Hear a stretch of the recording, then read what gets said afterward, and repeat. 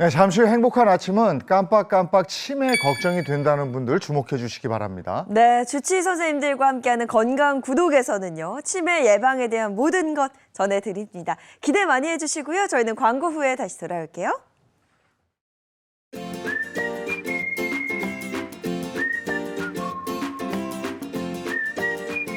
안녕하십니까. 행복한 아침 이재용입니다. 안녕하세요, 정예인입니다. 오늘은 5월 10일 금요일이고요.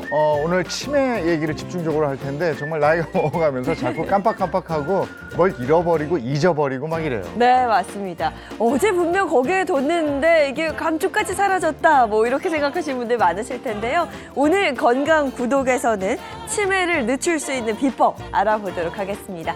자, 금요일의 행복한 아침 시작합니다.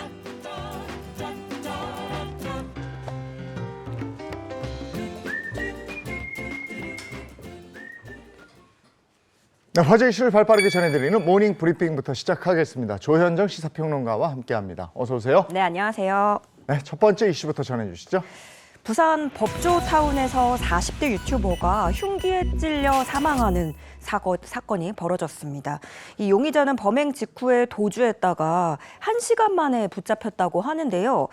놀랍게도 도주 중에 자신의 유튜브 채널에 수차례 게시물을 올리는 대담한 행동을 벌였습니다. 네, 뭐 다른 곳도 아니고 법조타운에서 벌어진 일이라 더 충격이 큰 것 같습니다. 좀 놀랍고 충격적인 건 두 사람이 평소 알고 지내던 사이였다고요. 네, 그렇습니다. 이 경찰 관계자에 따르면 용의자가 알고 지내던 피해자에게 앙심을 품고 일방적으로 범행을 저지른 것으로 보인다고 하는데요. 이 두 사람은 3년 전부터 서로를 비방하거나 폭행을 하고 또 고소전까지 벌였던 것으로 파악되고 있습니다. 이 사건 내용을 좀 더 자세히 들여다보면은요. 어제 오전 9시 52분께 112 상황실에 부산지방법원 앞에서 한 남성이 흉기로 사람을 찌르고 차량으로 도주했다라는 신고가 접수가 되는데요. 이 신고를 받고 현장에 도착한 소방구급대가 심정지 상태 피해자를 근처 종합병원으로 옮겼지만 사망을 했고요. 이후 경찰은 경주까지 도주한 용의자 A씨를 검거합니다. 당시 피해자는 라이브 방송을 하고 있었다고요? 네, 그렇습니다. 이 피해자는 사건 당일 용의자 A씨와 얽힌 폭행 사건 재판에 출석을 하려고 부산지법을 찾았다가 재판 전 법원 인근에서 라이브 방송을 진행합니다. 그런데 이 용의자 A씨가 방송을 보고 이 앞에 있구나 하고 피해자의 위치를 확인을 한 거죠. 그렇게 찾아가서 미리 준비한 흉기로 범행을 저지른 건데요. 이 피해자 라이브 방송을 시청하던 한 구독자에 따르면 당시 현장에 온갖 소리가 고스란히 영상으로 전해졌다고 하고요. 문제는 여러 온라인 커뮤니티와 SNS를 통해서 좀 무분별하게 확산되고 있는 것이 우려됩니다. 네, 이런 가운데 사건 직후에 도주했던 용의자 A씨, 도주 과정에서 자신의 그 유튜브 채널에 글을 또 남겼다 그래요? 네, 사실 이 용의자 A씨도 유튜버였어요. A씨는 범행 1시간 뒤에 이 도주 과정에서 자신의 채널 게시판에 글을 올리는데요. 그동안 저를 응원해주신 구독자님들께 죄송하다. 타인의 행복을 깨려는 자를 도저히 용서할 수 없었다. 라는 글을 올립니다. 그리고 범행 1시간 40여 분 만에는 이때 검거가 됐죠. 이때는 마지막 인사를 드린다. 경주에서 검거됐다. 바다를 못 본 게 아쉽다.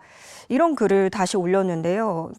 사람을 살해해놓고 바다 보는 얘기를 하고 있고 이 사건 전체적으로 보면 유튜브로 서로 비방을 하고 라이브 방송으로 인해서 동선을 알았고 네. 또 살해 후에도 모든 걸 이렇게 실시간으로 공유한 어떻게 보면 요즘 시대라서 볼 수 있는 참 기가 막힌 사건인데요. 현재 경찰은 A씨를 부산 연제경찰서로 압송해서 범행 동기와 경위 등을 조사하고 있는 중입니다. 진짜 말씀하신 것처럼 무엇보다도 사건이 벌어진 곳이 법원 근처였다는 것, 그리고 사고 이후에도 이 사고를 저지른 이후에도 네. 태연하게 인터넷에 글을 올렸다면서요. 그리고 이게 검거 이후에도 글을 남기고, 야, 어떻게 이럴 수가 있나 싶은데, 자, 수사 결과를 좀 주시를 해봐야 되겠습니다. 다음 이슈 전해주시죠. 네, 경북 구미시 한 놀이터 미끄럼틀에서 깨진 유리 조각이 발견돼서 가슴을 쓸어내리는 일이 있었는데요. 이를 두고 구미 지역 커뮤니티 중에서는 이 불특정 다수의 어린이들을 겨냥한 테러다 이렇게 얘기를 하면서 논란이 일고 있습니다. 아니 놀이터라는 곳 자체가 우리 아이들이 뛰어노는 그런 장소인데 유리 조각이 발견이 됐습니다. 생각만 해도 아찔한데요. 네, 그렇습니다. 지난 7일 구미 한 지역 커뮤니티에 공원 미끄럼틀에서 발견했어요라는 글이 올라오는데요. 글쓴이는 지나가다가 미끄럼틀 안을 보게 됐는데 깨진 유리 조각이 있었다는 거예요. 그러면서 사진도 같이 올렸는데 보시면 8m에 달하는 원형 통 미끄럼틀 안인데 그 마디하고 마디 사이에 한눈에 봐도 큰 유리병이 깨진 채 박혀 있습니다. 뿐만 아니라 당시 그 미끄럼틀 앞에도 깨진 유리 조각들이 있었다고 하는데요. 다행히도 그날 당일에는 또 비가 와서 놀이터에 아이들이 없었다고 합니다. 구미시 관계자는 글이 올라온 직후에 공원 청소를 완료했다고 밝혔고요. CCTV를 분석해서 고의성이 있다고 파악이 되면 수사 의뢰도 검토할 계획이라고 밝혔습니다. 정말 아찔합니다. 큰일 날 뻔했어요. 다행히 아이들이 피해를 입지 않았다고 하니까 그나마 다행인데 저거 확실히 밝혀야 되겠네요. 네. 이게 무슨 짓입니까? 다음 이슈 전해 주십시오. 네, 재벌 3세를 사칭해서 수십억 원대 투자 사기를 벌인 혐의로 1심에서 중형이 선고됐던 전청조 씨, 항소심 재판이 시작됐는데요. 전 씨 측은 혐의는 인정하지만 형량이 너무 무겁다고 주장한 것으로 알려졌습니다. 네, 어제였죠. 항소심 첫 공판이 열렸습니다. 자세한 내용 좀 전해주시죠. 네, 혐의 내용이야 그동안 너무 많은 보도들이 나왔었잖아요. 이 전청조 씨에 대해서는 잘 아시겠지만 그중에서도 지난 2022년 4월부터 지난해 10월까지 27명으로부터 투자금 명목으로 약 30억 원을 건네받아 가로챈 혐의로 구속 기소됐고 1심에서는 징역 12년을 선고받았습니다. 그리고 어제 항소심 첫 공판에서 변호인 측에서 밝히기로는 본인의 혐의는 모두 인정하고 반성하는 입장이다. 원심은 과중한 형이 선고돼 양형 부당에 위법이 있다 주장을 했는데요. 그러니까 잘못은 했지만 너무 과하다라는 거죠. 그렇지만 검찰은 27명이 피해를 받고 재벌과 남성을 행세하며 범행한 수법도 불량하다라고 얘기를 하면서 1심형은 오히려 가볍다고 주장합니다. 그간 5차례 반성문을 제출을 했다고 해요. 그래서 재판부가 발언 기회를 주기도 했는데 전청조 씨는 다음 기일에 하겠다라면서 사양을 했다고 하고요. 다음 재판은 오는 30일에 열릴 예정입니다. 자, 이것도 참 희한한 사건인데 네. 한번 지켜볼 일입니다. 판결이 어떻게 될지. 다음 이슈 전해 주시죠. 네, 최근 수도권에서 대량 발생한 대벌레를 약이 아니라 곰팡이로 줄일 수 있는 가능성이 확인됐다고 하는데요. 이 환경부 소속 국립생물자원관은 대벌레가 곤충 병원성 곰팡이, 녹강균에 의해서 90% 이상 폐사하는 것을 확인을 하고 친환경 방제 후속 연구를 시작하겠다고 했습니다. 네, 그렇잖아도 수도권 이 대벌레 대량 발생으로 인해서 걱정이 좀 컸거든요. 네, 지난 2020년쯤부터 유독 많이 등장을 했거든요. 네. 이때 특히 수도권에서 대거 발생하면서 수목을 갉아먹는 등 피해가 잇따랐습니다. 이 수도권 대벌레로 인한 산림 피해는 2020년에만 해도 19헥타르였는데 2년 만인 2022년에 981헥타르로 굉장히 크게 늘어나는 추세를 보이고 있습니다. 아무래도 학계에서는 이건 기후변화로 인한 기온 상승이 영향을 미친 것으로 추정을 하고 있고요. 이에 대해서 생물자원관은 그 대발생 곤충 개체수를 약을 치는 것보다는 아무래도 친환경적으로 관리할 방법을 찾을 연구를 수행해 왔고요. 이 과정에서 이렇게 여름철에 높은 온습도, 강수량이 곰팡이인 녹강균 활성을 증가시켜서 대벌레의 폐사율을 높일 수 있는 것으로 확인을 했고 방제 실용화 연구도 추진 중이라고 밝혔습니다. 요즘에는 심심치 않게 봐요. 벌레들이 대규모로 이렇게 출몰하는 거 말이죠. 네. 얼마 전에도 뉴스 보니까 어떤 기자인데 온몸에 막 벌레들이 이렇게 달려든 채로 네네. 리포팅하는 장면을 봤는데 이게 다 기상이변들, 기후변화 이런 거와 관계가 있겠죠. 예, 오늘 모닝브리핑 여기까지 하겠습니다. 조현정 시사평론가와 함께했습니다. 고맙습니다. 네, 고맙습니다.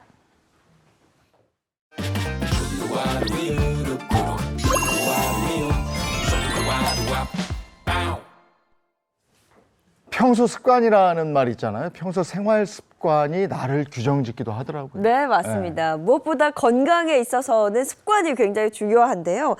그래서 준비한 코너가 있죠. 올바른 건강 정보, 또 건강 습관까지 알려드릴 닥터 하우스입니다. 지금 바로 만나보시죠. 내 몸을 위한 건강 노하우 닥터하우스에서 전해드릴게요. 안녕하세요. MC 이정수입니다. 안녕하세요. 치과의사 한우엽입니다. 선생님, 오늘 주제는 뭘까요? 우리 몸의 손상된 조직은 다행스럽게 치유와 재생의 과정을 거쳐 회복합니다. 이를테면 넘어지거나 어디에 부딪혔을 때도 새살이 돋죠. 하지만 치아는 그렇지 않습니다. 한 번 잃은 영구치는 다시 만날 기회가 주어지지 않으며 몸에 다양하고 나쁜 변화만 불러일으키는데요. 그래서 오늘의 주제는 바로 이 없으면 잇몸으로 산다, 치아 상실입니다. 그러니까 치아 상실이라는 게 치아를 잃는다는 뜻이죠? 네, 그렇습니다. 그리고 치아 상실은 충치나 사고로 인한 외상으로 생기기도 하지만 대부분은 치주염, 즉 잇몸 질환이 원인입니다. 치주염은 입속의 세균이 치아와 잇몸 사이를 파고들어 염증을 일으키는 질환인데요. 염증이 치아의 뿌리인 치조골까지 확산되면 치아를 잃을 확률이 높아집니다. 집안이 약해지면 건물이 쓰러지거나 무너져 버리는 것과 같은 이치죠. 특히 당뇨병이 있는 경우에는 만성 치주 질환의 속도가 훨씬 빠르고 잇몸이 손상되는 정도가 심각하기 때문에 더욱 주의가 필요합니다. 그렇군요. 근데 치아 상실이라는 게 그 노화의 현상 아닙니까? 물론 그렇게 보기도 합니다. 실제로 한 자료에 따르면 65세 이상일 때 남아있는 치아의 수가 16개에서 17개라고 해요. 이 말은 우리 생각보다 치아를 빨리 잃을 수도 있다는 뜻이며 보다 빠르게 일어난 치아 상실은 전신적인 건강에도 더 빠르게 악영향을 미치기도 한다는 얘기입니다. 우리 옛말에 이가 없으면 잇몸으로 산다고도 하지만 그렇죠. 실제로 이가 없으면 제대로 씹지 못하기 때문에 소화불량이나 위장장애를 겪을 위험이 커집니다. 또 음식을 골고루 섭취하지 못해 영양 불균형으로 인한 면역력 저하나 노화 촉진 등의 위험이 있고요. 그러면 원활한 대인관계가 형성되지 않아 심하면 대인기피증이나 우울증까지 생길 수 있습니다. 이게 좀 별일 아니라고 생각했는데 굉장히 무시무시한 상황처럼 느껴져요. 네, 그렇습니다. 이를 잘 알 수 있는 통계가 있는데요. 감각 기능에 불편감을 느끼는 노인은 시력일 때 39.5%, 청력일 때 24.6%지만 저장력은 무려 54.6%나 되는 것으로 나타났어요. 구강 기능의 비중이 이만큼이나 높은 것으로 여겨지는 거죠. 물론 이게 잃지 않는 게 중요하겠지만 이게 치아를 상실하고 나면은 어떻게 해야 될까요? 그럴 땐 대표적으로 틀니, 임플란트 등의 치료를 진행할 수 있습니다. 틀니는 탈착할 수 있는 인공치아 구조물이죠. 그러다 보니 다소 번거롭고 치조골, 즉 잇몸뼈에 자극을 전달하기 어려운 면이 있습니다. 그래서 이러한 부분이 보완된 방법으로 잇몸뼈에 인공치아를 식립하는 임플란트 치료를 고려할 수도 있습니다. 임플란트는 잇몸 절개 후 인공치근을 잇몸뼈에 식립하고 지대주와 크라운을 연결해 자연 치아와 비슷한 저작 기능과 심미적인 기능을 회복하는 치료법인데요. 과정상 치아 모양을 본뜬 석고 모델을 만들고 그 석고 모델을 보며 식립 위치를 결정하는 등 의료진의 경험과 감각에 의존해야 하는 경우가 많았으나 최근에는 컴퓨터 내비게이션 임플란트가 등장하면서 보다 정밀하고 정확한 임플란트 식립이 가능해졌습니다. 그 내비게이션 임플란트라면 뭐 식립할 곳을 안내해 준다는 건가요? 정확하시네요. 내비게이션이란 이름처럼 임플란트 식립 위치를 알려주는 방식이 맞습니다. 3D 구강 스캐너를 이용해 데이터를 수집하고 이를 바탕으로 컴퓨터 시뮬레이션을 돌려 임플란트 식립 위치를 결정할 수 있죠. 게다가 당일에 바로 잇몸을 절개하지 않고 계획한 위치에 임플란트를 심을 수 있기 때문에 출혈 부담이 큰 전신질환 환자나 고령 환자일 때 조금 더 적극적으로 활용되고 있습니다. 그런데 아무리 그렇게 말씀하셔도 저는 여전히 치과가 무섭거든요. 이 나이 먹어도 치과 무서운 거 이거 어쩔 수가 없어요. 이거 어떻게 합니까? 그럴 땐 수면 치료를 진행해 보는 것도 방법입니다. 의식하 진정요법이라고 하여 잠은 자고 있으나 외부에 반응하고요. 스스로 호흡할 수 있는 가수면 상태에서 치과 치료를 진행하는 방식인데요. 통증이나 불쾌감, 외과적 수술의 부담감을 기억하지 않도록 하기 때문에 치과 치료를 두려워하는 분들이 선택하기 좋은 치료법입니다. 다만 수면 치료는 환자 개개인의 신체 상황에 맞추어 진행하다 보니 사전에 신체 상태를 정밀하게 파악해야 하며 숙련도 높은 의료진이 상주하고 있는지 반드시 확인하셔야 합니다. 그러면은 이게 이 잃지 않는 방법도 좀 얘기해 주셔야 될 것 같아요. 충치나 잇몸병을 예방해야 우리의 소중한 치아를 지킬 수가 있습니다. 최소한 1년에 한 번은 스케일링을 하시고요. 올바른 양치법을 익혀 실천해야 합니다. 하루에 3번, 음식을 먹고 나서 3분 이내, 그리고 3분 동안 333 법칙대로 양치하는 거죠. 특히 스케일링은 연 1회 건강보험 적용이 가능하므로 가까운 치과를 찾아 진료받길 권장드립니다. 자, 오늘 치아 상실의 정체부터 예방법, 치료법까지 알려주신 한우엽 선생님 고맙습니다. 고맙습니다.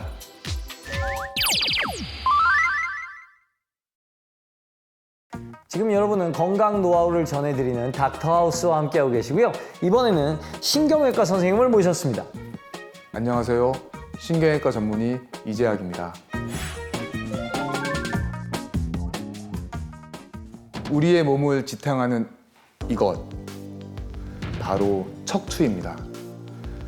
척추의 무게는 고작 2kg 남짓에 불과합니다. 2kg으로 60-70kg인 신체를 평생 책임지는 겁니다. 그러다 시간이 지나 피로도가 누적되고 닳다 보면 때로는 어마어마한 통증이 되어 우리를 짓누르기도 합니다. 그래서 이번 주제는 삶을 짓누르는 통증, 척추관 협착증입니다. 그러고 보면 척추란 게 우리 몸에서 굉장히 중요한 역할을 하잖아요. 몸무게를 거의 다 감당하고 있기도 하고요. 네, 맞습니다. 우리 몸의 기둥인 척추는 매우 중요한 기관입니다.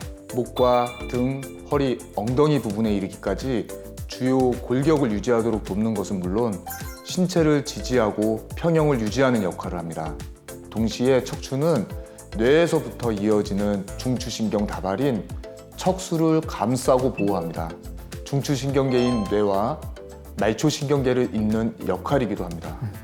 해부학적으로 척추 안에서 뇌로부터 내려오는 신경이 지나는 통로를 척추관이라고 하고 신경이 척추로부터 빠져나오는 공간을 추간공이라고 합니다. 그럼 척추관 협착증은 척추관과 그 추간공에 문제가 생기는 건가요? 그렇습니다. 좀 더 자세하게 설명을 해드리면 척추관 협착증은 퇴행성 질환입니다. 나이 들면서 우리 몸이 조금씩 약해져 가듯이 척추도 마찬가지입니다. 척추를 감싸는 근육이 약해지면서 척추가 이겨내야 하는 하중이 점점 늘어나게 되고 척추 앞쪽 디스크가 점차 약해지며 그 높이도 줄어들게 됩니다. 이렇게 변형된 척추뼈와 인대가 척추 안쪽에 신경이 지나가는 통로인 척추관, 추간공을 좁게 만들고 여기를 지나가는 신경이 눌리게 되면서 통증이 나타납니다. 이것을 바로 척추관 협착증이라고 합니다. 퇴행성 질환이라고 하셨잖아요. 그러면 노화가 원인인 거예요? 노화가 가장 흔하면서 대표적인 원인이고요. 추간판 탈출증이 동반된 선천적 척추관 협착증도 있습니다. 드물긴 하지만 종양이나 감염으로도 생길 수 있습니다. 척추관 협착증일 때는 어떤 증상이 나타나나요? 신경인성 파행증이 특징적인 증상입니다. 이것은 주로 서 있거나 걸을 때 다리가 저리고 감각이 둔해지거나 쥐가 자주 나고 발바닥에 스펀지 밟는 느낌이 들기도 하고 방사통과 동반되기도 합니다. 잠깐 걸음을 멈추고 허리를 숙이거나 쪼그리고 앉게 되면 증상이 완화되어 다시 걸을 수 있게 되는 특징이 있습니다. 더 심해지게 되면 누워있을 때도 증상이 발생합니다. 발에 근력 약화가 생겨서 다리를 결국 절게 되기도 합니다. 그런데 이게 노화가 원인이면 이거 어쩔 수 없지 않습니까? 나이 들면 여기 몸이 원래 쑤시고 앞으로 그냥 둬도 괜찮은 거 아닐까요? 땡! 척추관 협착증을 방치하겠다는 그런 생각은 아주 위험합니다. 척추와 주변 조직이 퇴행하면서 나타나는 질환이기 때문에 방치한 채 시간이 흐르면 증상이 더욱 심해지는 것은 물론 크고 작은 합병증까지 불러일으킬 수 있기 때문에 조기에 적절한 치료를 받는 것이 매우 중요합니다. 그럼 치료 방법은 어떻게 됩니까? 이게 꼭 수술해야 되나요? 그렇지 않습니다. 척추관 협착증 초기에는 약물 치료와 함께 재활치료, 물리치료, 신경주사 치료를 시행하면서 경과를 지켜봅니다. 이러한 치료에도 효과가 없다면 염증이 발생한 신경 주변에 유착을 제거하고 마취제와 소염제를 투입해 통증과 증상을 경감시키는 시술 등의 좀 더 적극적인 비수술적 치료를 선택할 수 있습니다.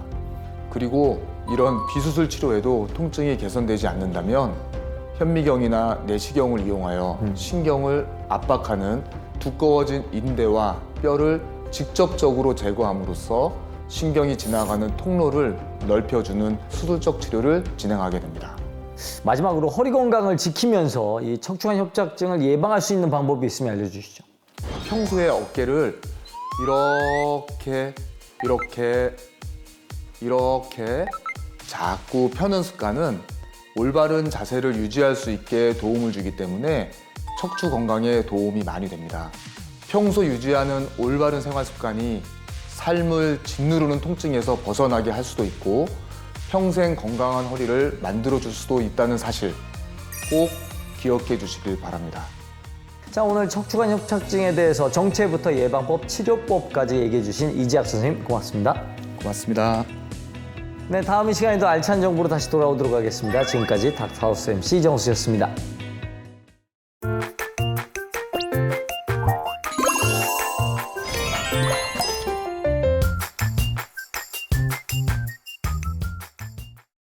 네, 본격적으로 건강 얘기 좀 나누겠습니다. 건강 구독 시간입니다. 네, 오늘은 또 어떤 건강 정보 전해주실지 기대되는데요. 가장 먼저 주치의 선생님들부터 소개해드리겠습니다. 김대환 혈관외과 전문의, 권유경 가정의학과 전문의, 서동주 흉부외과 전문의입니다. 안녕하세요. 안녕하세요. 네, 그리고 차윤환 식품생명공학 박사, 또 모사원 한의학 박사도 함께합니다. 반갑습니다. 네, 안녕하세요.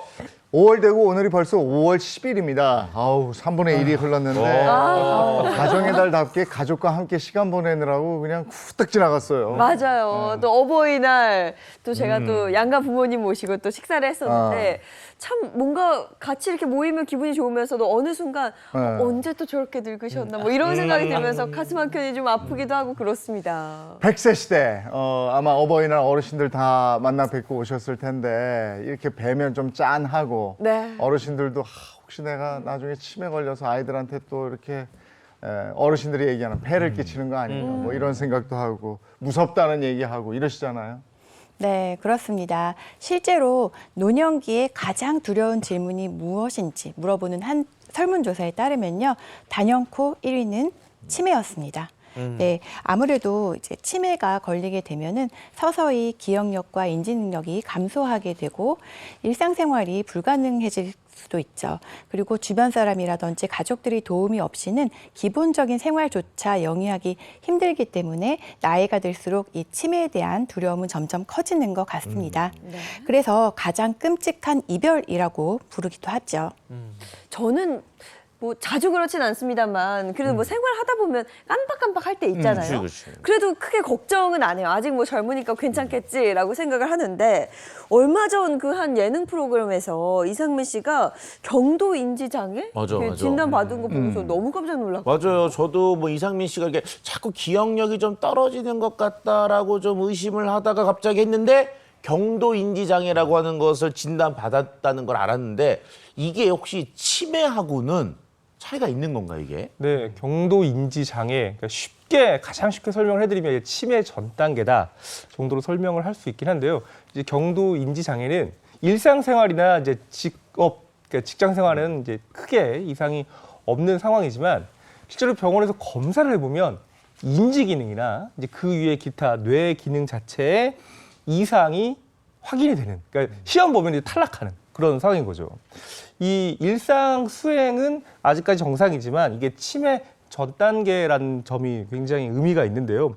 실제로 통계에 의하면 2015년에 약 12만 명이었던 경도 인지장애 환자 수가 2020년에는 27만 명, 무려 5년 사이에 2배 이상 껑충 뛰었다고 할 만큼 폭증하고 있는 상황입니다. 네, 환자 수 증가가 정말 가파른 추세인데 그 원인이 뭡니까?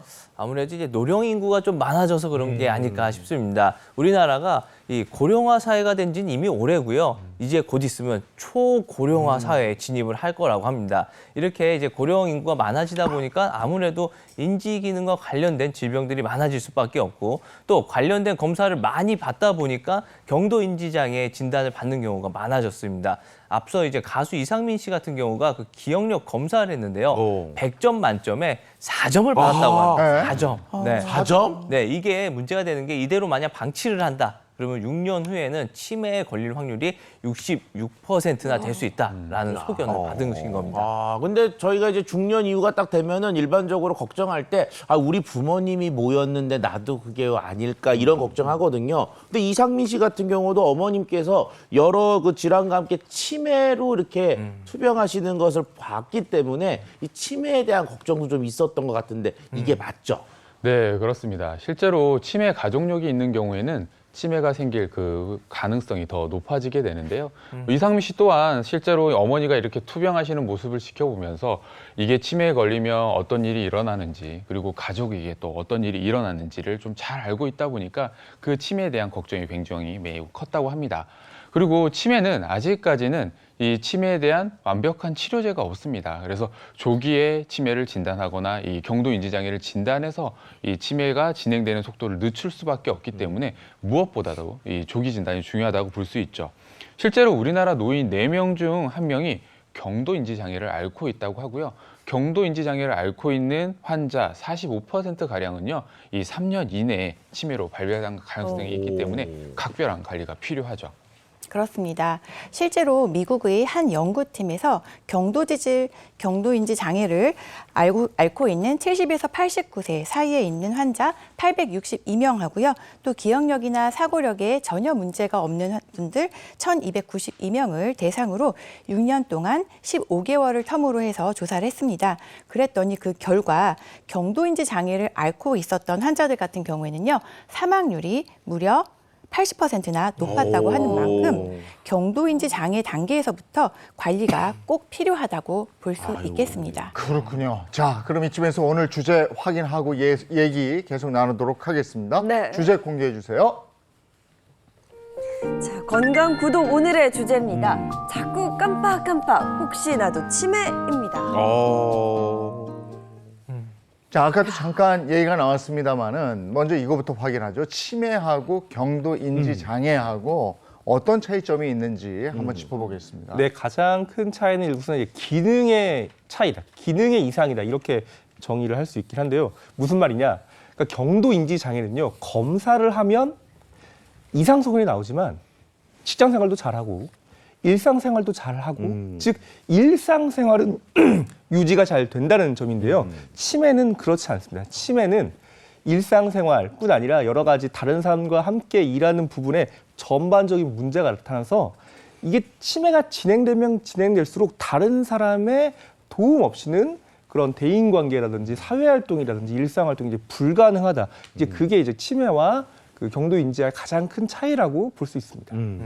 네, 경도 인지 장애 환자가 흔히 겪는 증상들을 제가 지금부터 말씀을 드릴 테니까요. 혹시 내가 이런 소리 좀 듣고 있지 않는지 한번 체크가 좀 필요하실 것 같습니다. 일단 익숙하지 않은 환경에 가면 길을 잃을 수 있다. 같이 일하는 사람들 보기에 확실히 작업 수행 능력이 떨어진다. 친한 사람들 보기에 확실히 단어를 기억하거나 이름을 기억하는 것이 어렵다. 책이나 신문의 구절을 읽고 나서 기억하는 것이 이전과 비교하였을 때 거의 없다. 새로 소개받은 사람의 이름을 기억하는 것이 어렵다. 가치 있는 물건을 잘 간수하지 못하고 잘 잃어버린다. 이렇게 6가지가 있는데요. 특히 여성들이 경도 인지 장애에 잘 걸린다고 그러고요. 여성들이 남성보다도 치매에 걸릴 확률이 1.3배에서 1.5배나 높다고 하니까 적극적으로 좀 관리를 해주셔야 됩니다. 아, 지금 뭐 듣기만 해도 무섭습니다. 그러니까. 자, 그러면 첫 번째 구독 영상부터 살펴보면서 더 자세한 이야기 나눠보도록 하겠습니다. 구독 영상 업로드해 주세요.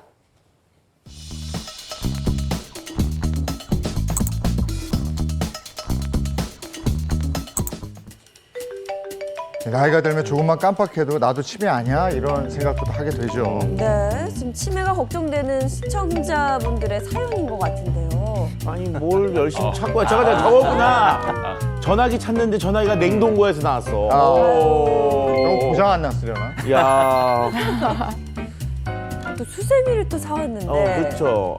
잠깐 뭐 이렇게 많이 사오셨어? 아, 이게 있는 걸 깜빡하고 또 사오시네. 네. 근데 저럴 때 있어요. 네. 그렇지. 사온 걸 또 깜빡하고 또 사는 거죠. 아니 솔직히 얘기하면 할인율 높으면 무조건 사요.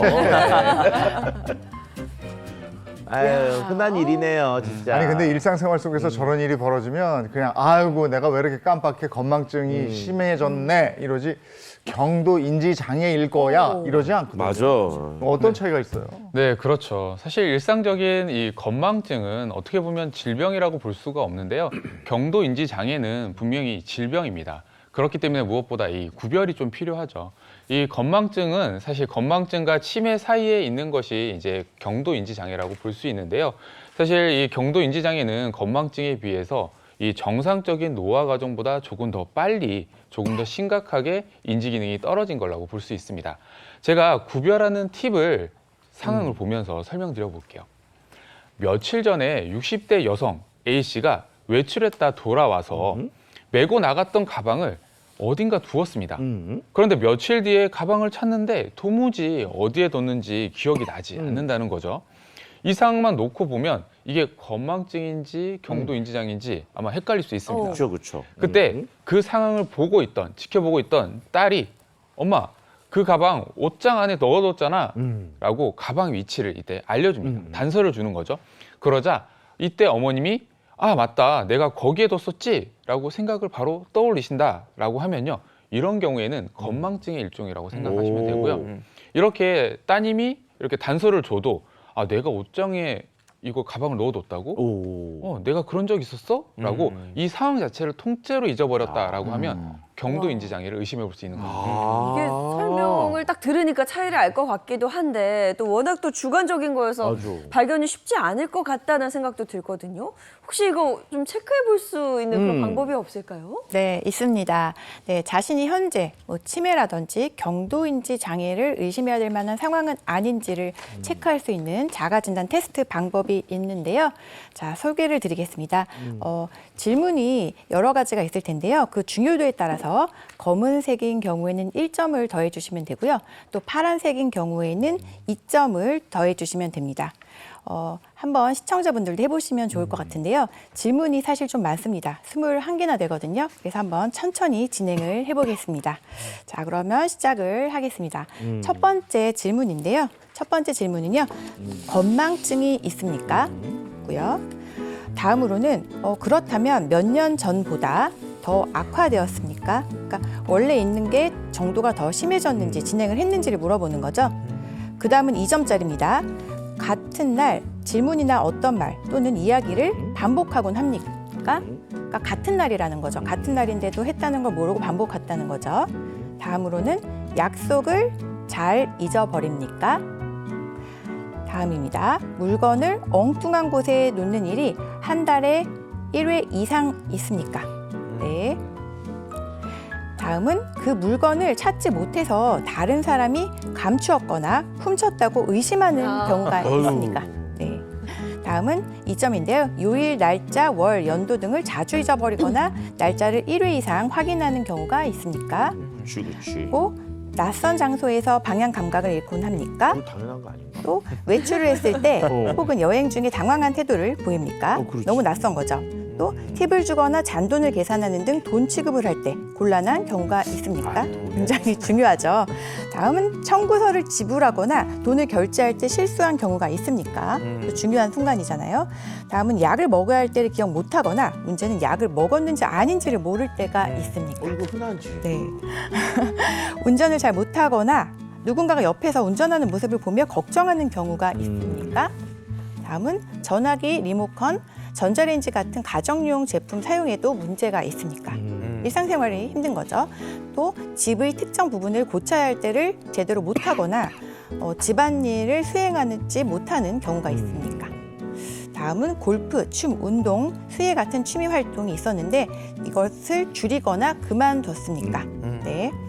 파란색입니다. 2점. 다음은 자신이 사는 동네처럼 낯익은 환경에서 길을 잃은 적이 있습니까? 또 방향 감각이 저하되고 있습니까? 단어를 잘 기억해내지 못합니까? 다음은 2점짜리인데요. 가족이나 친구 이름을 혼동하는 경우가 있습니까? 또 2점입니다. 마지막, 낯익은 사람을 잘 알아보지 못합니까? 네. 이 정도면 좀 심각한 경우가 이제 2점이 많은데? 있을 것 같은데요. 제법 많아요. 아니 건망증이 낯익은 사람. 있고 물건을 엉뚱한 곳에 놓는 거는 뭐 다 반사고. 다 반이죠, 이거. 네. 그다음에 우리 방송하다가 오늘이 금요일인지 월요일인지 요일 헷갈리고. 다시 조정하는 경우도 그래요. 있고, 그죠? 또 이런 것도 있고, 또 골프, 운동, 취미 활동 이거 하다가 금방 관두는 경우 많잖아요. 저도 검도하다가 요즘에 안 하는데.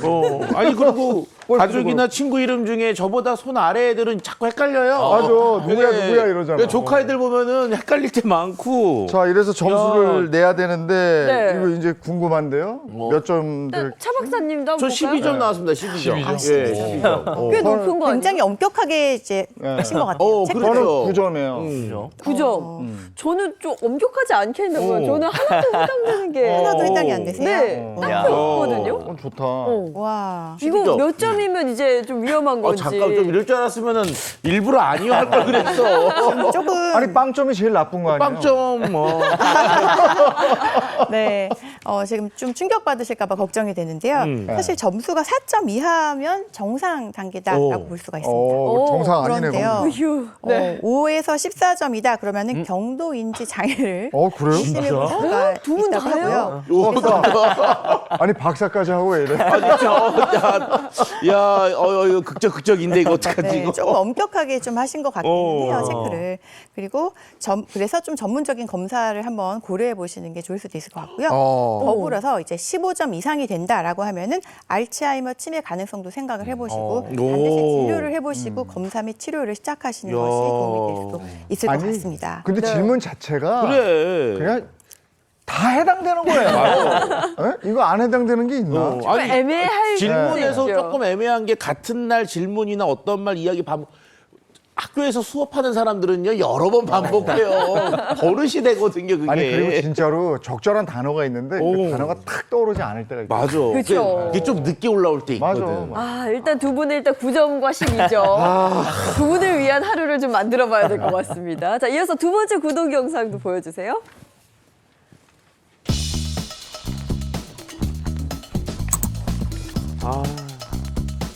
무섭네요. 나를 지우는 병. 그래서 다른 질병보다 치매를 더 두려워하는 거죠. 맞아요. 일반적으로 어르신들이 자식한테 침대일까봐 치매가 가장 무섭다고 얘기하는 경우가 많고 가족들도 좀 걱정이 되죠. 네, 치매 환자가 생각보다 많은데요. 우리나라뿐 아니라 뭐 세계적인 추세이기도 하다고 합니다.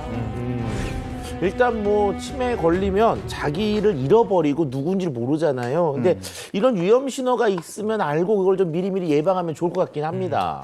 근데 치매 환자 수가 이렇게 많았나요? 네.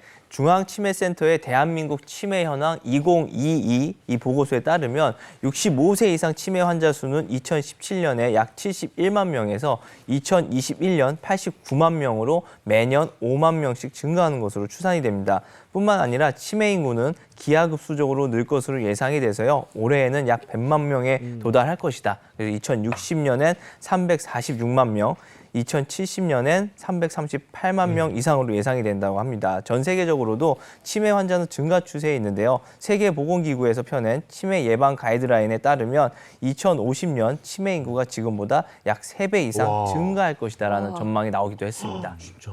네, 더욱 걱정스러운 것은요. 여성의 치매 발병률이 더 높다는 것인데요. 우리나라 경우 65세 이상 치매 환자 중에 여성의 비율이 약 64%에 달한다고 합니다. 여성의 치매 발병률이 더 높은 이유는 아직까지 사실 밝혀진 바는 없는데요. 사실 이렇게 예상해 본 바로는 일단은 갱년기에 여성 호르몬이 급격하게 떨어지면서 내시경 보호 역할을 제대로 못하면서 치매 발병률이 높아진다는 얘기도 있고요.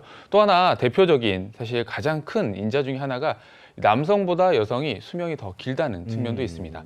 이 치매의 가장 큰 위험 인자로 볼 수 있는 게 바로 이 노화인데요. 당연히 나이가 들면서 그 발병률 또한 더 높아지기 마련인 거죠. 야, 근데 노화라는 건 사실 여기 있는 그 누구도 피해갈 수 없는 거여서 좀 더 무섭게 다가오는 것 같아요. 네, 맞습니다. 사람은 누구나 늙을 수밖에 없습니다. 뭐 피부나 근육만 노화가 오는 게 아니고요. 뇌에도 노화가 되기 시작을 하는데요. 우리 뇌가 나이가 든다. 뇌가 노화가 됐다라는 건 뇌의 부피가 감소하고요. 신경세포도 줄어서 신경전달 물질이 부족해진다는 것을 의미합니다. 실제로 뇌세포는 약 35세 이후에 매년 0.2%씩 줄어들고요. 60세 이후가 되면 0.5%씩 줄어든다고 합니다. 이렇게 되면서 기억력과 인지력이 감퇴하고 이게 자칫 치매로 이어질 위험수가 커지게 되는 것입니다. 아이, 그러니까 이제 치매가 내 옆에 바로 오기 전에 미리미리 어떤 위험 신호를 알고 대비하는 게 중요하다 이런 것 같은데 위험 신호 어떤 게 있을까요? 알려주십시오. 네, 오늘 이렇게 몇 가지 집에서 따라할 수 있는 검사를 많이 소개시켜드리고 있는데요. 지금 소개시켜드릴 검사는 이게 치매 관련 검사입니다. 굉장히 대표적인 검사 중에 하나인데, 자, 준비물이 좀 필요합니다. 네. 스케치북이나 이제 메모할 수 있는 종이가 하나 필요하고요. 네. 펜도 하나 필요합니다. 자, 지금부터 앞에 있는 그 종이에 시계를 한번 동그란 원 형태로 시계를 한번 그리고 시간, 그러니까 1부터 12까지 숫자도 적어서 한번 완성을 시켜보십시오. 이게 이제 시계 그리기 검사법이라고 1980년도에 등장한 검사인데요. 이 치매뿐 아니라 이제 각종 심리 검사라든지 다양한 방법으로 측정이 되고 있고 평가 방법도 굉장히 많습니다. 그 중에서 이제 치매에 관련된 제가 평가 방법으로 설명을 좀 해드리겠습니다. 자, 몇 시라고 그래서 몇 시 지금? 시계 형태를 다 그리셨죠? 네. 자, 시간을 그리실 건데요. 바늘로 8시 22분을 한번 그려봐 주세요. 8시 22분? 22분. 굉장히 어려운데 이거. 예. 22. 이거는 치매 검사라서 실제로 연세가 좀 많으신 부모님과 함께 지내고 계신다면 집에서 한번 해보시는 것도 큰 의미가 있을 겁니다. 이제 해석도 자세히 좀 말씀드릴게요. 어떻게 다 완성을 하신 것 같은데 네, 보여주시죠? 뭐 그냥 이렇게 그리면 되는 거 아니에요? 되는 거 아니야? 8시 22분? 네. 오케이. 8시 20분. 맞습니다. 우리 세 분 다 뭐 전혀 문제가 없을 정도로 완벽하게 평가를 하셨는데 다양한 평가 지표가 있는데 제가 이제 5점 분류법을 간단하게 좀 소개시켜 드릴게요. 좀 들고 계시면 제가 설명하기 좀 좋을 것 네. 같습니다. 자, 저렇게 시계의 형태도 완벽하고 바늘도 8시 22분에 완벽하게 들어가면 5점입니다. 정상이죠. 치매가 아닙니다.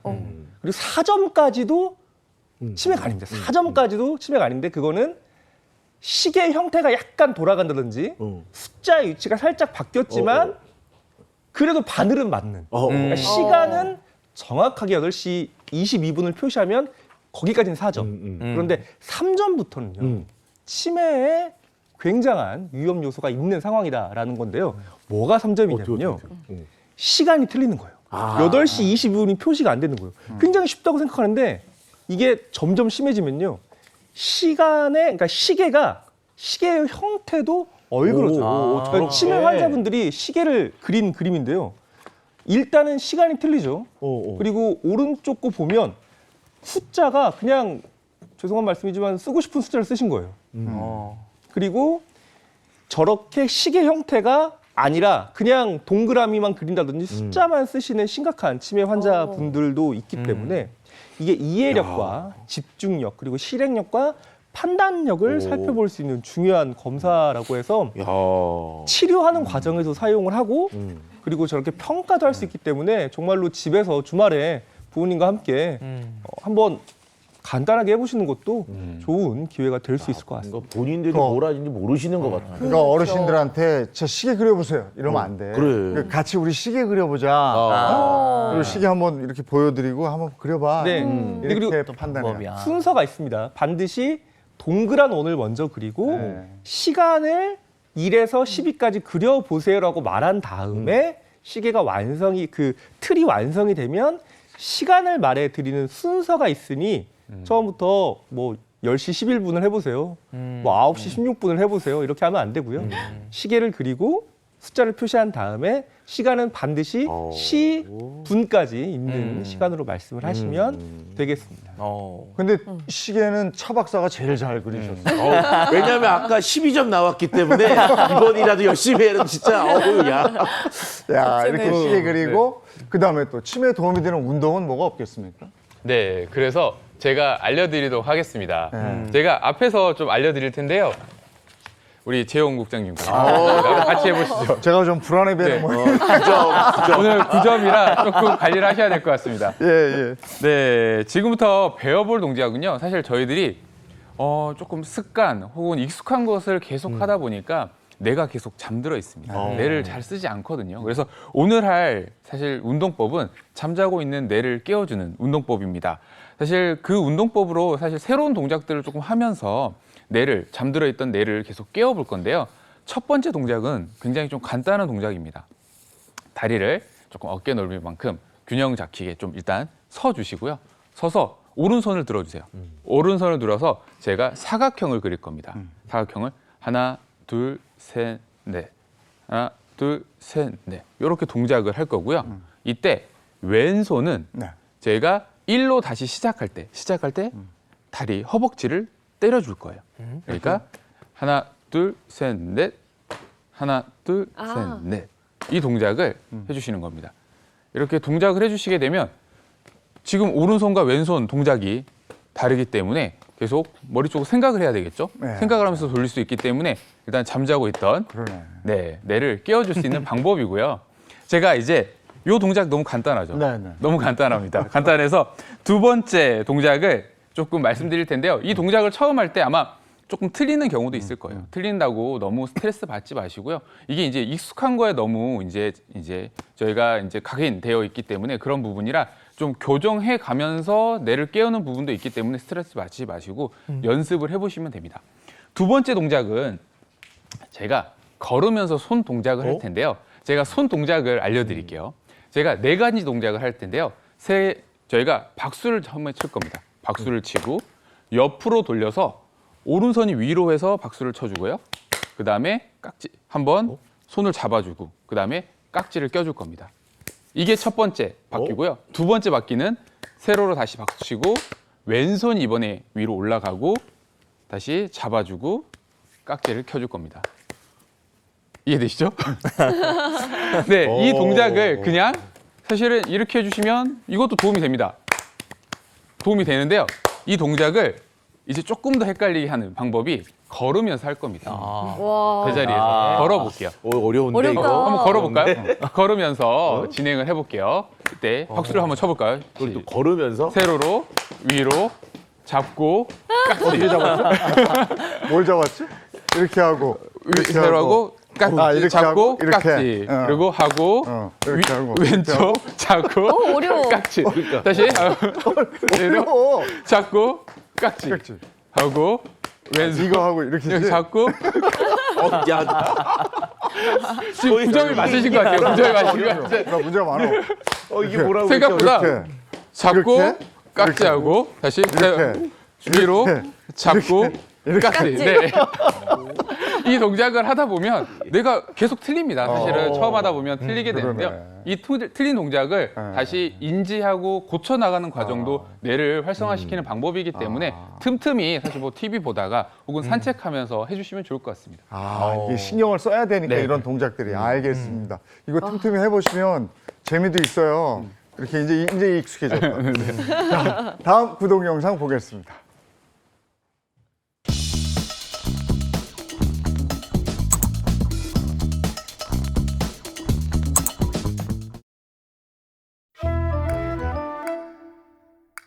여보, 내 차키 어디서 봤어? 뭐 글쎄. 여기다 놓은 것 같은데. 잘 봐. 저 방에 놨나? 가방에 안 놓은 것 같은데. 최근 깜빡깜빡하는 증세로 일상생활에서 조금 불편함을 느끼고 있다는 60대 연양자 씨.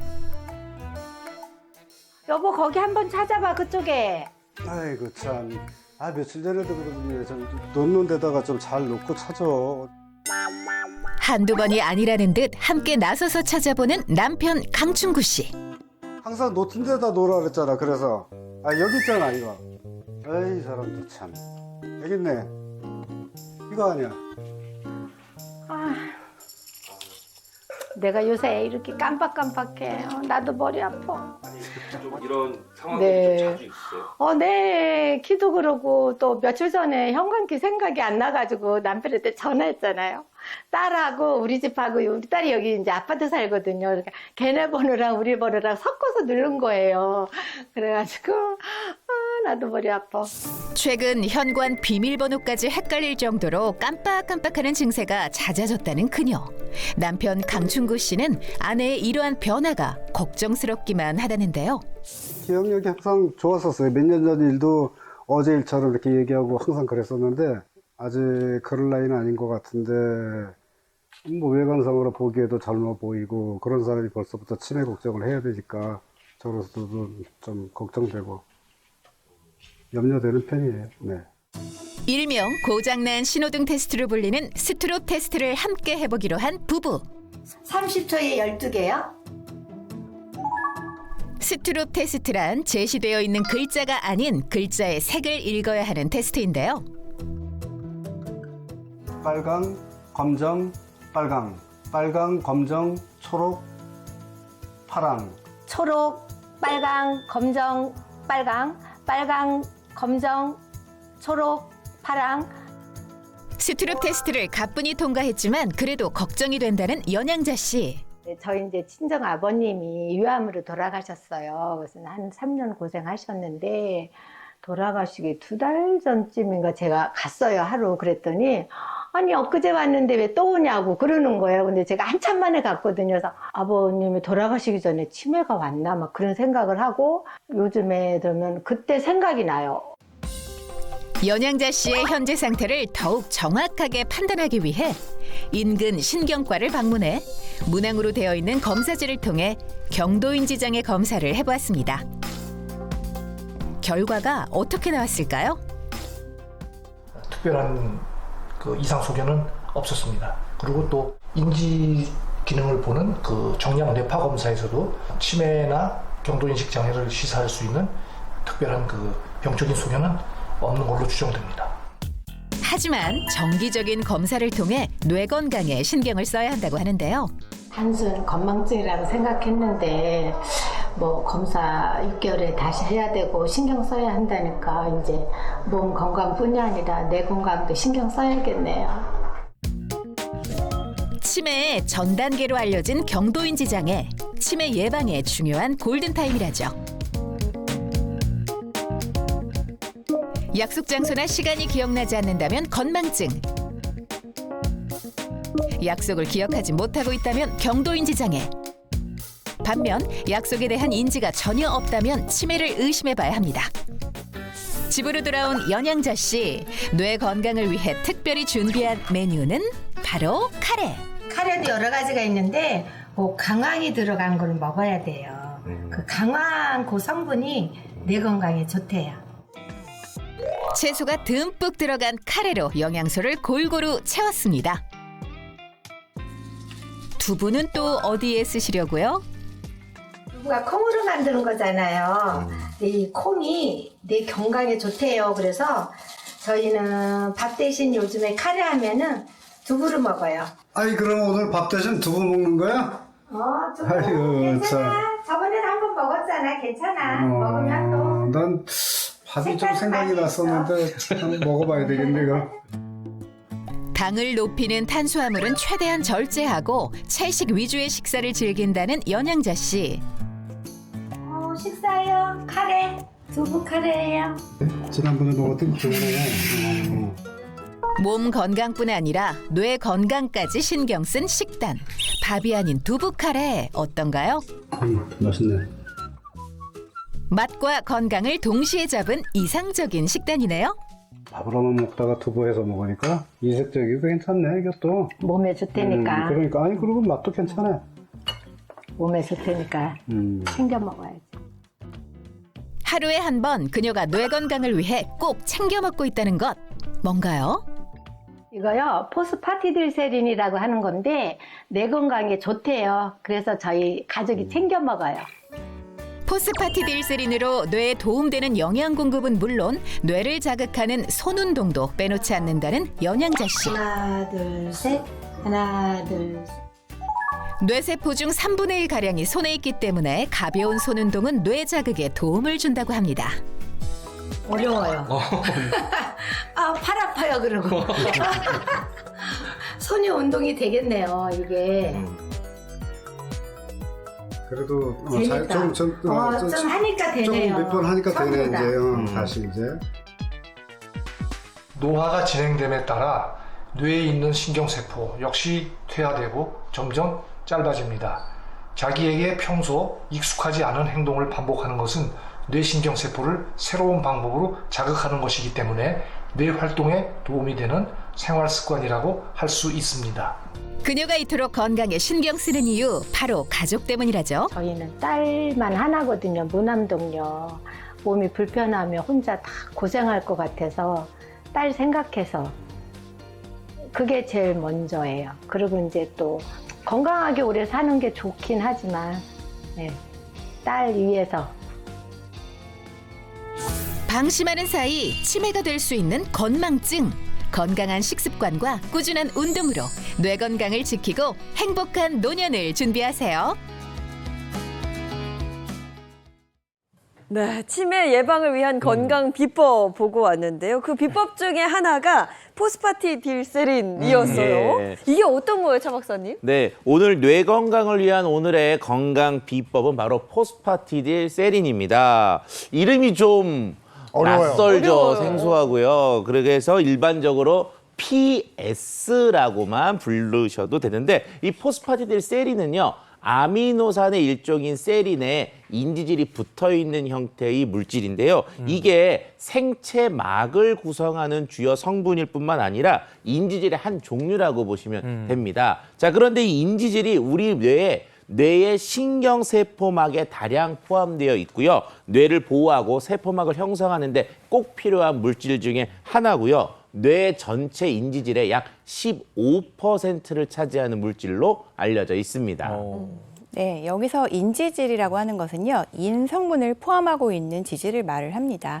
그래서 인지질은 단백질이나 콜레스테롤 그리고 다른 당 지질 등 여러 성분과 함께 신경세포막을 이루는 주요 성분이라고 볼 수가 있겠습니다. 특히 만약에 그렇다면 체내에서 인지질이 부족하게 되면 어떤 현상이 일어나게 될까요? 당연히 세포막 형성이 잘 되지 않겠죠. 그러다 보면은 뇌 신경세포의 기능이 떨어질 수밖에 없고요. 그리고 기능이 떨어지게 되면은 경도인지 장애라든지 치매 등과 같은 이런 인지장애 위험성이 더 높아질 수 있습니다. 뇌세포와 세포막을 형성하는 필수 성분이다. 그러면 치매를 늦추는데도 도움이 되겠네요. 네, 우선 이것에 대한 얘기를 좀 해보려고 합니다. 자, 포스파티딜세린은요, 뇌 신경세포에 필요한 영양소를 공급하고요. 그리고 세포 내 노폐물을 배출시키게 되는데요. 자, 이로 인해서 신경세포 수상돌기 확장에 도움을 주게 되고요. 아울러 뇌에 베타 아밀로이드가 쌓이는 것을 억제해서 기억력 감퇴 및 알츠하이머 치매 예방에 도움을 줄 수 있습니다. 네, 포스파티딜세린 기억력 감퇴에 도움을 준다는 건데 아닌 게 아니라 그 나이 들면 막 깜빡깜빡한다 네. 이렇게들 많이 말씀하시잖아요. 맞습니다. 우리가 나이가 들면서 뭐 깜빡깜빡하는 건 어찌 보면 뭐 자연스러운 현상이다 이렇게 생각하실 수도 있는데요. 이 딱 나이가 정해져 있습니다. 일단 45세 전후로 기억력 감퇴가 이제 시작이 된다고 하고요. 그 시작점은 뭐 이런 거죠. 뭐 사람을 봤는데 얼굴을 분명히 아는데 이름이 생각이 안 나. 어디서 봤지? 이러긴다거나 이제 어떤 문서를 봤는데 그 문서에서의 딱 그 핵심 내용 같은 것들을 잘 빠르게 발췌해내지 못하고 그런 것들을 기억을 하지 못한다 그러면 기억력이 점점 떨어지고 있구나 생각하셔야 되고 그래도 이게 60세까지는 좀 완만하게 진행이 되다가요. 70세를 넘어가면서 확 갑자기 급격하게 진행이 된다고 합니다. 그래서 기억력 감소는 어찌 보면 뭐 자연스러운 현상이라고 볼 수도 있겠지만 한 연구에 따르면요. 평균 연령이 60세 치매 환자를 대상으로 포스파티딜세린 300mg을 12주간 섭취를 하게 했더니 기억력은 11.6년, 합숙 능력은 10.7년가량 젊어졌다고 합니다. 아니 그럼 반대로 포스파티딜세린 성분이 부족해지면 안 좋은 영향을 끼칠 수도 있을 거 아니에요? 예, 맞습니다. 이제 가뜩이나 노화와 기억력이 점점 떨어지는 이게 중년, 노년 시기에서 포스파티딜세린마저 부족해지면 이게 뇌에서 정보를 전달하는 신경 전달 물질도 줄어들고요. 기억력은 더 줄어들게 되고 그다음에 치매 발생 위험은 증가할 수가 있습니다. 자, 그런데 이 안타까운 건 이 포스파티딜세린이 노화가 진행됨에 따라서 우리 몸에서 충분히 합성되지가 않게 되거든요. 그래서 나이가 들면 자연스럽게 포스파티딜세린은 우리 몸에서 부족할 수밖에 없어서 따로 섭취할 필요성이 더 올라가게 됩니다. 네, 포스파티딜세린 인지 기능 개선에 도움을 준다. 구체적으로 좀 듣고 싶은데요. 네, 우리 뇌에서 기억을 관장하는 가장 중요한 역할을 하는 게 이제 해마입니다. 히포캠퍼스라고 하는데요. 이 해마의 수상돌기는 이 뇌세포 사이사이에 신호를 전달해 주면서 기억력을 유지하는 데 필수적인데요. 이 해마 수상돌기의 밀도가 높을수록 뇌의 이제 인지 기능이 유지가 잘 된다. 이런 얘기죠. 노화가 진행되면 이 해마의 밀도가 감소하거나 이제 기능이 떨어지면서 그림에서 보시는 것처럼 연령별 수상돌기의 개수가 줄어들고 있습니다. 그런데요, 이 포스파티딜세린을 섭취하게 되면 해마의 노화 속도를 늦추는 데 도움을 줄 수 있다고 합니다. 이 기억을 관장하는 해마의 밀도가 높아야 된다는 건데 노화가 되면서 이게 밀도가 떨어진다. 근데 이게 포스파티딜세린이 해마의 노화 속도를 늦출 수도 있다. 이런 얘기군요. 예, 맞습니다. 이 해마의 밀도를 올리고 현저히 감소되지 않도록 하는 게 중요한데 이때 필요한 게 기억력의 스위치를 계속 켜둬야 되거든요. 요거를 좀 더 쉽게 설명하기 위한 영상을 준비했는데 같이 보면서 설명드리도록 하겠습니다. 자, 보시면요, 이 전구들을 기억력을 관장하는 해마라고 보도록 하고요. 자, 노화로 인해서 포스파티딜세린이 감소하게 되면 해마의 밀도가 줄어들면서 불꽃이 마치 이렇게 깜빡깜빡대는 것처럼 보여들게 됩니다. 자, 이때 포스파티딜세린을 공급해주고 그렇게 되면은 기억력의 스위치가 탁 켜지면서 이렇게 깜빡깜빡하지 않고 불이 쫙 계속 켜져 있죠. 자, 네. 이게 바로 해마의 노화 속도를 늦추고 밀도를 유지할 수 있는 거라고 설명을 드리고 싶네요. 네, 지금 요 앞에 준비되어 있는 게 이제 포스파티딜세린 가루를 탄 음료거든요. 한번 맛을 한번 볼까요? 네. 아유. 고소하지 않아요? 근데 약간 미숫가루 맛 비슷하고. 그렇죠. 그렇죠? 근데 실제로 고소해요. 이 저 포스파티딜세린이 인지력 개선에 어떤 영향이 있는지 이것도 한번 살펴봤다면서요? 네, 그 인지적 개선이 되는지를 확인하는 이 실험이 있었는데요. 한 실험에서 포스파티딜세린이 기억력을 관장하는 해마의 밀도 유지에 어떤 효과를 주는지 한번 살펴봤다고 합니다. 생후 3개월 된 쥐에게 27개월간 이 포스파티딜세린을 섭취시켜 본 건데요. 네. 그 결과 해마의 수상돌기 밀도가 줄어드는 것이 예방되었다는 연구 결과가 있습니다. 이뿐만 아니라 인체를 대상으로 한 연구 결과도 있다고요? 네, 중요한 건 인체 실험 결과겠죠. 65세 노인을 대상으로 한 임상 연구가 진행이 됐는데요. 12주간 포스파티딜세린 300mg씩을 매일매일 섭취하게 하고요. 그리고 나서 학습 인지력, 이름, 얼굴, 연계 인식 능력, 안면 인식 능력 등이 개선된 결과를 얻을 수 있었다고 합니다. 이를 통해서 포스파티딜세린이 기억력뿐만 아니라 학습 능력과 인식 기능에 관여하는 신경 전달 물질을 조절해서 해당 기능을 잘 유지하게끔 돕기 때문일 거라는 것으로 추정할 수가 있는 결과를 얻었다고 합니다. 네, 그렇기 때문에 이 포스파티딜세린은 뇌 영양제에 필수적으로 포함되는 성분이기도 한데요. 이러한 효능 덕분에 우리나라 식약처에서는요, 포스파티딜세린을 노화로 인해서 저하된 인지력 개선에 도움이 되는 기능성 원료로 인정한 바도 있습니다.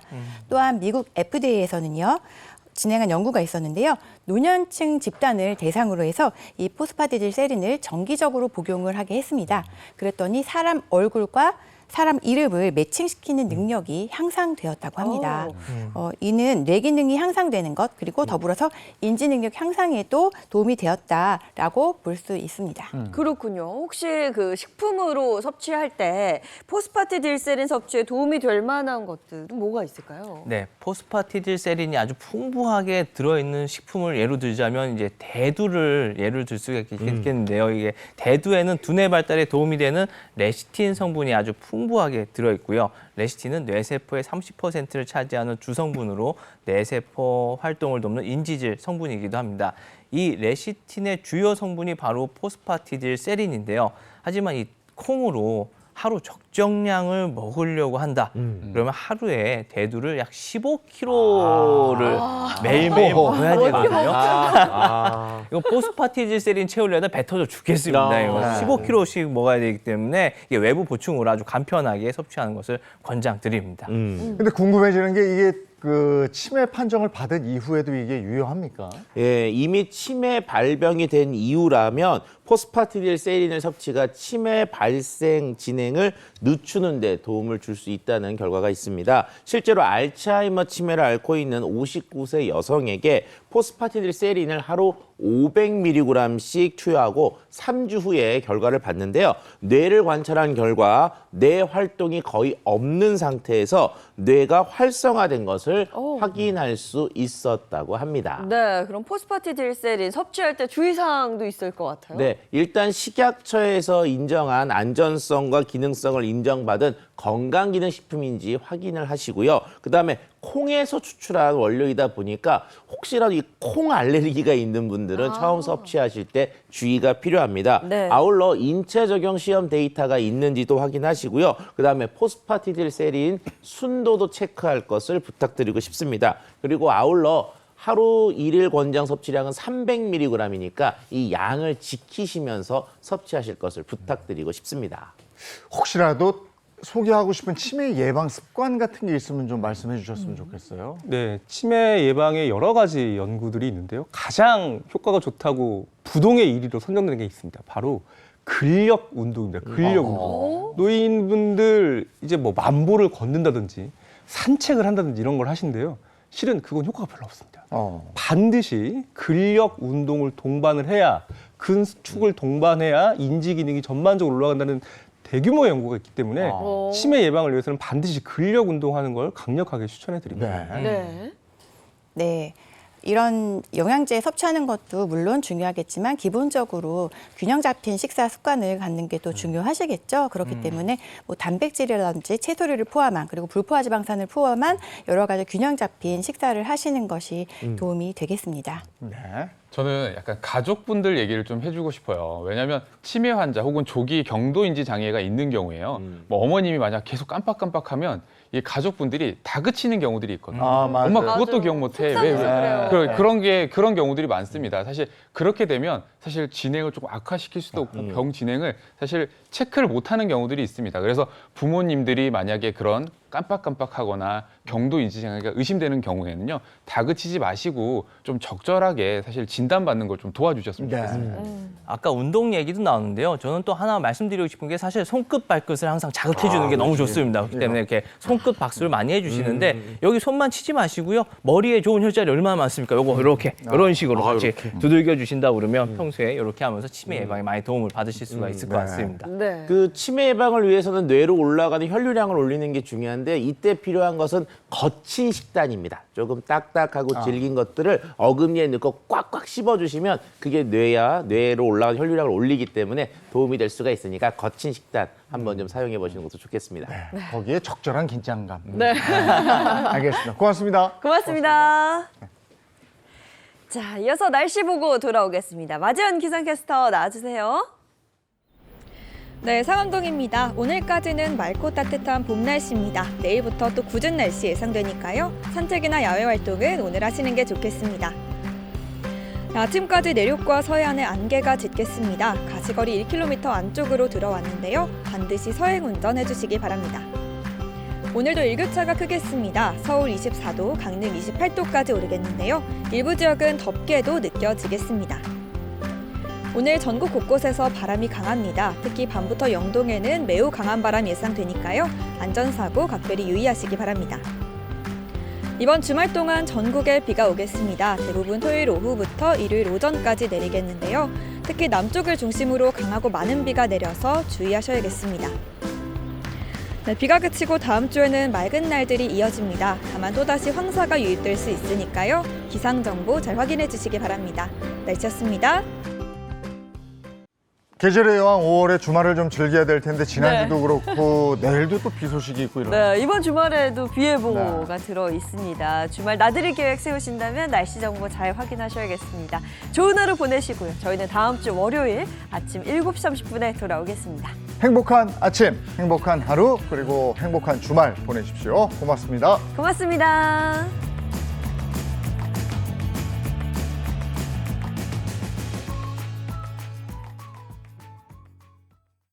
채널 A